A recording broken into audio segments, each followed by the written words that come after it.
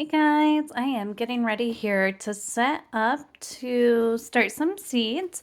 I have some salad and herbs that I want to go ahead and begin to get in the dirt. I do have an indoor little greenhouse. I set it up with some grow lights, nothing fancy, just your basic plastic tent with shelves and the lights and fans.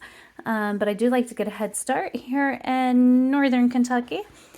Normally around Mother's Day is the day that you plant outdoors, but I like to get my cold crops going, and I also try to get a head start on my peppers today. I'm going to go ahead and throw some herbs into the containers and maybe a cabbage. I haven't decided yet if I put cabbage in my garden this year or not. So what I do, I begin with a tray. I have a tray here, as you can see, if you can see it. These are brownies. These are brownie trays from Sam's that I purchased, and I thought, hey, you know what? That's going to be good to use for gardening. Sure enough, it is. I have here my soil that I start with. It's really important to have a good soil, a good mixture. Many years before, I had the wrong kind. I would buy it, I'd get it, and I'd see lots of chunks of mulch, things like that, which is really great to start your second round. But your first round of soil that you want is a seed starter. This one I have here, I found it at Menards. I love Menards. We go there quite often. This one is Mastergarden. I've had a lot of luck with their soils, anything garden related really. So I've started that. It does come out drier, and you have to mix it with water. I just go ahead and spray it down with some water. You want it as like a sandcastle consistency, or a snowball consistency. That way it's already a little bit wet before you put it into your trays, your cells. I have 2 separate cells here. I get those off Amazon. I really enjoy them. They come with the bottom base. They have a topper that you can see. You can insert also the vents to keep it, if you want to open it more, close it more, keep moisture in, keep moisture out. Yeah, you can get those on Amazon. I have my handy dandy spray bottle that I keep with me. So what I first start to do is I just start to lay the soil in. We're gonna get it in, go back and forth, get some more. It's really squishy. Lay it in. I really like this brownie tray from Sam's because it fits it in perfectly. I do use my kitchen, which my husband does not appreciate, but it keeps it contained. It doesn't make it messy. And then the bottom layer of the tray is where I'll put my my cells in after I get them loaded.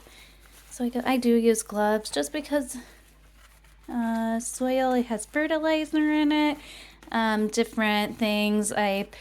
In winter, I already deal with dry skin, so it just makes it worse if I have soil or the additives. I mean, the additives, it gets to it. The fertilizer. Okay, and just the dryness. I mean, if you think about it, soil is like clay. Clay can dry you out. It takes away the skin. Honestly, it repairs it. Also, but not soil. Not this. Okay. You can see I have a good consistency. So I only use gloves really when I'm dealing with packaged soils. Once it's time to dig in the dirt in the garden, I'm more hands off. I love it. I get that dirt in between my nails.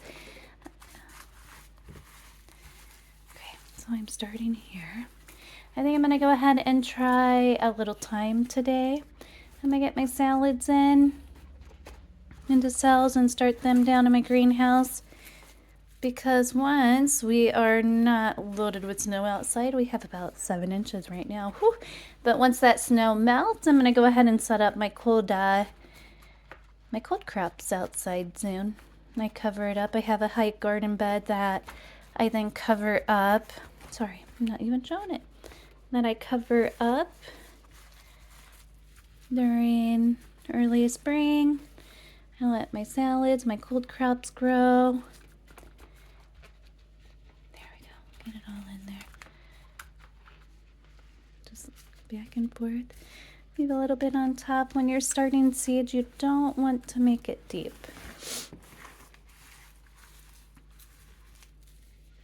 There we go. Okay, and just layer it, slide it off of there right into your tray again. I like to push down, make sure we have a good solid foundation for the seeds. That's a little bit thick. Slide it off. There we go. You can see it's a little bit spongy. When I squeeze it, you do see the moisture come up. That's going to dry out quicker than you think. And your seeds really need the moisture. They need the warmth in order to begin. Oh, see, that one's a little bit low. I'm going to add a little bit more there. Just top it off.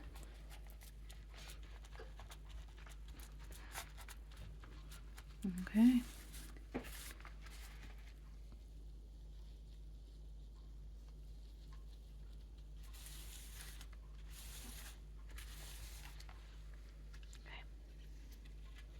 There we go.